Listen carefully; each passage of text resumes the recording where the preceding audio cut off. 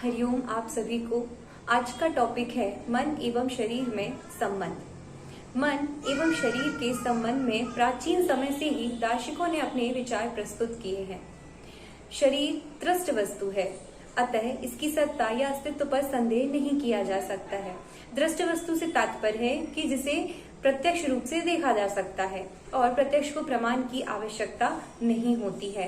तो शरीर दृष्ट वस्तु है जो कि आपको सामने से दिखाई देता है, इसलिए इसके अस्तित्व पर किसी भी प्रकार का संदेह नहीं किया जा सकता। साथ ही साथ जिसे क्रिया की जाती है, जो क्रिया करता है वह शरीर है।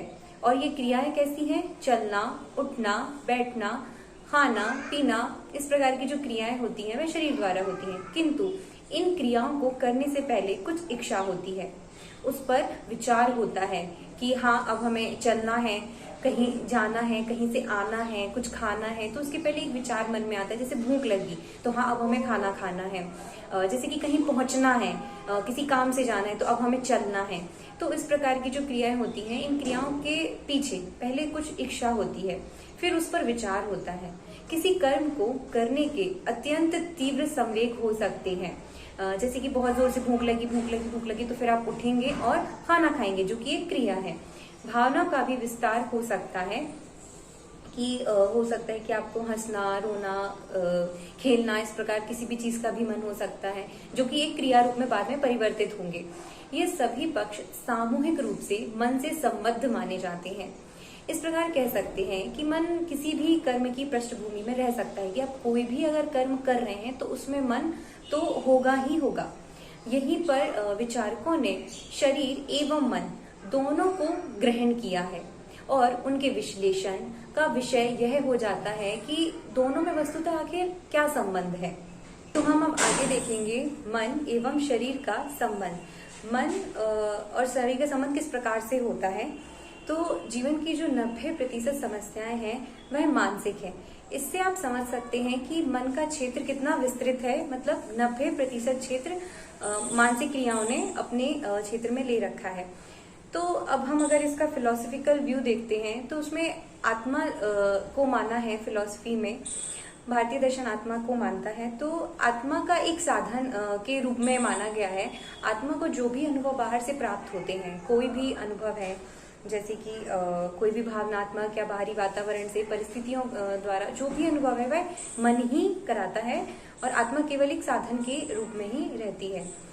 तो आगे अगर हम इसको देखते हैं तो मन का प्रभाव 3 सिस्टम, बॉडी के जो सिस्टम्स होते हैं उन पर पड़ता है और बॉडी के वो सिस्टम भी मन को प्रभावित करते हैं।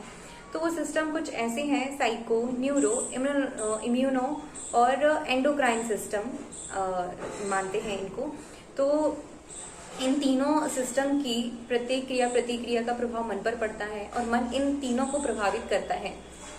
और यदि इन तीनों सिस्टम अच्छे से कार्य कर रहे हैं तो मन स्वस्थ रहेगा। यदि ये तीनों सिस्टम अपनी जो क्रिया है, अपना जो कार्य है वह व्यवस्थित रूप से करते हैं तो मन स्वस्थ रहता है। और यदि मन स्वस्थ रहता है तो फिर ये तीनों सिस्टम भी अच्छे से कार्य करते हैं। ये इनका आपस में ऐसे रिलेशन होता है। आगे हम देखेंगे कि जो पाश्चात्य मनोविज्ञान है उनके हिसाब से मस्तिष्क जो है वो तंत्रिका तंत्र के माध्यम से कार्य करता है। तो मस्तिष्क तंत्रिका तंत्र के माध्यम से कार्य करता है, लेकिन जो तंत्रिका तंत्र है उसको मन नहीं कह सकते। मन और मस्तिष्क में अंतर होता है। वह जो है तंत्रिका तंत्र और जो मस्तिष्क है वह मन को एक सतह देता है क्रिया करने के लिए। लेकिन अगर आप मस्तिष्क को ही मन कहेंगे या तंत्रिका तंत्र को ही मन कहेंगे तो ऐसा नहीं कहा जा सकता। मन को आप ऐसे ले सकते हैं कि मन एक सॉफ्टवेयर है जो कि दिखता नहीं है लेकिन आउटपुट देता है। और जरूरी नहीं है कि जो चीज नहीं दिख रही है तो वह है भी नहीं, क्योंकि दिखना ना दिखना इस बात का परिचायक नहीं होता है कि वह है या नहीं है। उसके एग्जिस्टेंस को बताने के लिए दिखना ना दिखना यह एक तरीके से जरूरी नहीं है कि आवश्यक ही हो। तो जैसे कि एंडोक्राइन सिस्टम है, यहाँ से हार्मोन्स निकलते हैं, जो ब्रेन है वहां से भी कुछ हार्मोन्स रिलीज होते हैं। अब ये हार्मोन्स आपके मन के सोच, विचार, चिंतन, प्रक्रिया से की वजह से प्रभावित होते हैं। जो भाव होते हैं आपसे उनसे प्रभावित होते हैं, से की वजह से प्रभावित होते हैं। जो भाव होते हैं आपसे उनसे प्रभावित होते हैं। और इसी तरीके से यह बार बार आपको जब ये हार्मोन्स निकलते हैं मन या विचार या चिंतन के माध्यम से ये हार्मोन्स निकलते हैं तो ये आपके शरीर को प्रभावित करते हैं, क्योंकि जब हार्मोन्स निकलेंगे तो वो अपना फिजियोलॉजिकल वर्क करेंगे, जिससे कि इसके प्रभाव आपको शरीर पर दिखाई देंगे। तो मन का प्रभाव शरीर पर इस प्रकार से पड़ता है। जैसे कि कई बार आपने देखा होगा कि किसी को कोई वैसे देखने में देखा जाए तो कोई बीमारी नहीं है, शारीरिक तौर पर उस चीज के कोई सिम्टम्स नजर नहीं आ रहे हैं, लेकिन फिर भी वह उनमें पोषण की कमी है, वह कमजोरी महसूस करते हैं। तो ये सारी चीजें मन के कारण होती हैं, क्योंकि अगर आप स्ट्रेस में हैं तो स्ट्रेस हार्मोन्स रिलीज होंगे जो कि आपके तनाव में होने की वजह से मन को प्रभावित करते हैं। मन में बार बार टेंशन आ रही है, तनाव आ रहा है, तो उसकी वजह से हार्मोन्स निकलते हैं जो कि बॉडी को इफेक्ट डालते हैं। उसी प्रकार से शरीर का जो भी प्रभाव है वो मन पर भी पड़ता है, कि अगर शरीर में आपको कोई तकलीफ है, अगर मान लो आपका सिर दर्द दे रहा है या आपका पैर दर्द दे रहा है या किसी भी प्रकार की आपको शरीर में तकलीफ हो रही है, तो उससे मन भी प्रभावित होता है। जैसे कि आप बीमार हैं, तबीयत ठीक नहीं है, तो फिर आपका पढ़ाई में भी मन नहीं लगेगा। तो इस तरीके से शरीर में अगर कोई क्रिया हो रही है तो वो मन को भी प्रभावित करती है। जैसे मस्कुलर सिस्टम है, न्यूरो सिस्टम है, इन सब पर प्रभाव पड़ता है।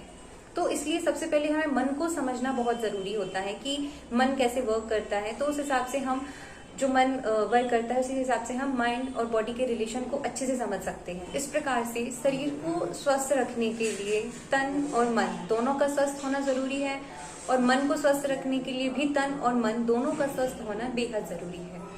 ऐसा कहा जा सकता है कि मन और शरीर एक ऐसा मंच है जो मानसिक स्थिति, घटनाओं और प्रक्रियाओं की व्याख्या करता है, कि ये दोनों ऐसा इनके बीच में संबंध होता है कि जो मन की स्थिति है, जो घटनाएं घट रही हैं या जो प्रक्रियाएं हो रही हैं, उनका विवरण इन दोनों के माध्यम से होता है, जिसमें विश्वास, क्रिया और सोच शामिल होती है कि आपको कितना विश्वास है, किस प्रकार की क्रिया है, क्या आप सोच रखते हैं। इन तीनों चीजों का प्रभाव के मन और शरीर दोनों पर ही पड़ता है, जो सभी भौतिक अवस्था, घटनाओं और प्रक्रियाओं से संबंधित है। क्योंकि शरीर जो है एक भौतिक इकाई है, तो शरीर एक भौतिक इकाई से जुड़ा है और मन जो है वो गैर भौतिक इकाई से जुड़ा है। भौतिक इकाई से तात्पर्य की मतलब शरीर जो है वो भौतिक इकाई, वो आपको दिखाई दे रहा है, आपको पता चलता है कि उसकी क्या क्रिया प्रतिक्रिया हो रही है, लेकिन मन है वो गैर भौतिक है, इसको आप स्पर्श नहीं कर सकते, इसको आप देख नहीं सकते हैं। तो यह अदृश्य है, दिखाई नहीं देता है, लेकिन इसकी क्रिया प्रतिक्रिया होती रहती है। तो शरीर व मन की क्रिया प्रतिक्रिया, स्वस्थता अस्वस्थता का प्रभाव एक दूसरे पर पड़ता ही है, और इसलिए शरीर व मन दोनों ही एक दूसरे के कार्य को प्रभावित करते रहते हैं। धन्यवाद।